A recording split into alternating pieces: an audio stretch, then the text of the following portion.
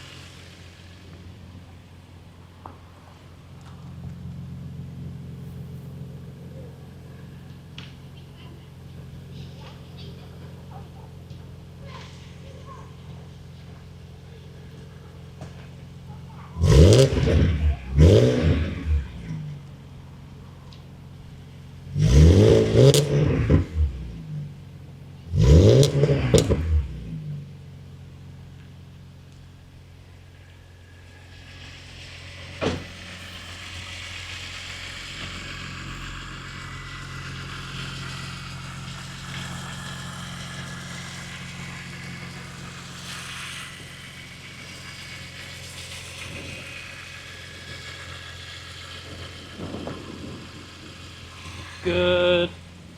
Open that again. And then, hopefully, while I was wiping it up, there's no lights or anything.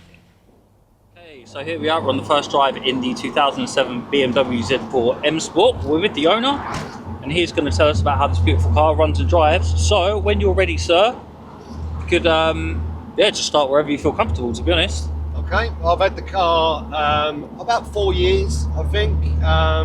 Just bought it because I wanted something, something sporty, something I could enjoy in the summer. First couple of years I used it a fair bit, but in the last couple of years I think I've barely done 300 miles in it. I moved it up to Norfolk and I kept it off-road in the winters and shorn in the winters and just put it on in the summer and just kept it ticking over really. I had back in 22, it had a full top-class BMW service with all the spark plugs, filters, absolutely everything was done.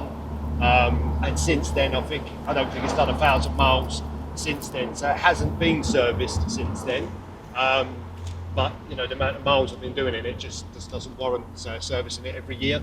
So yeah, I've enjoyed the car, but I'm just not using it enough anymore.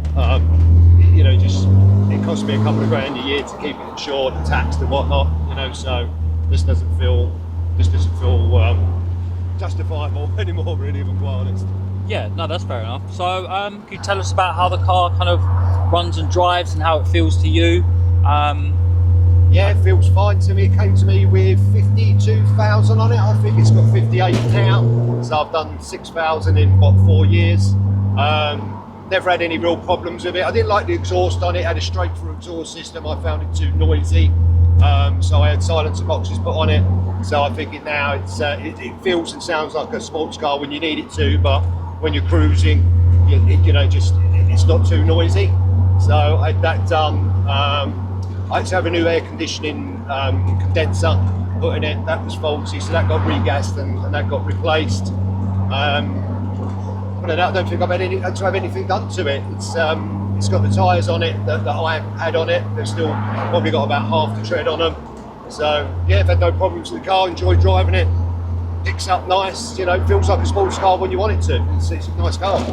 Cool, perfect. How does obviously I see that it's a manual. Yeah. Obviously a rare and dying breed in today's world. Yeah. How does it feel between gears? Is it stiff? Is it sloppy? How's the gearbox feel to you? No, it's very good. No problems at all. Feels nice and tight, responsive.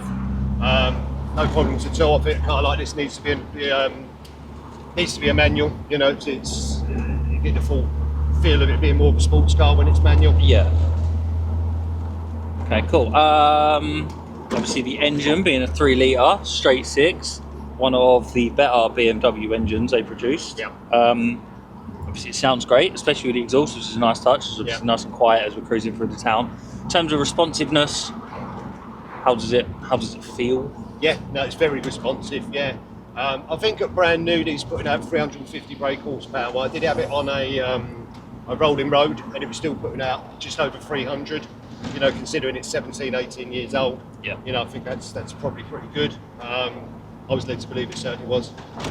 Yeah, no, I'd be inclined to agree. And as we're coming up to the junction, it's probably a good time to ask you about the brakes. How does the brake pedal feel to you? Oh, coming up to a corner. Yeah, no problems with the brakes at all. When I had it serviced back in 22, I had the brake fluid changed, and I think not long before I purchased it in 21, it had new discs and pads all round. Cool.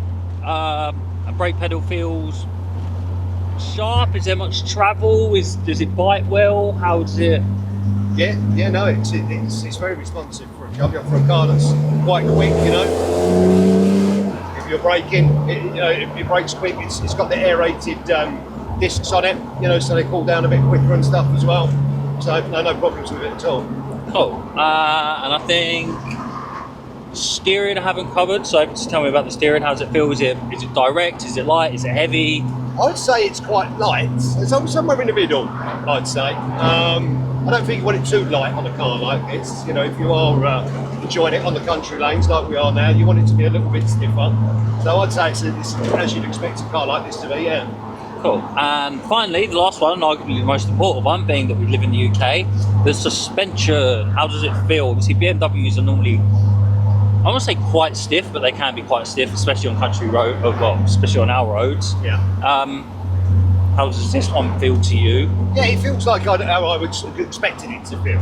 You know, it's not the sort of car you'd want to drive across Europe. You know, it's a sports car, and you know, you're driving it for a few hours. You know, that's probably enough. It's not too bumpy. It's just what I'd expect it to be. I guess it's quite stiff. You know, it sticks to the road. You know, the roads in the UK, like you say, they're not great, so you do fit a few bits and pieces, but I don't think it's anything that you wouldn't expect from you know, from a two-door sports car. Cool, perfect. And one final one.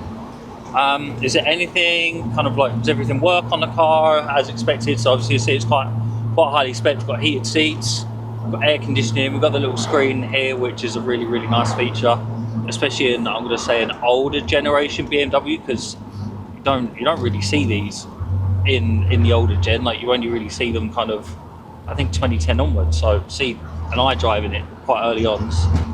Yeah, a nice feature. Must have been one of the early ones, I believe, and it has got colour pop-up sat-nav, but everything about the iDrive works apart from the sat-nav. The disc is stuck in the head under the passenger seat, and that just needs to be taken out, and probably an updated version of the road map. I've never taken it anywhere where I've not really known where I'm going, so I'm just not bothered with it really, but everything else on the iDrive works perfectly. The only other problem it's got is the driver window. It's not working on the electric button. Only a couple of weeks ago, I think it's come off the runner inside, and you can hear it. I just haven't had a chance to do it yet, so that does go. You have to put it up on my own at the moment, but for anyone who knows what they're doing, take the door card off. I think that's probably like a 30-second fix. They're the only two problems it's got. Cool, perfect. Well, brilliant. Thank you for that. It's much appreciated.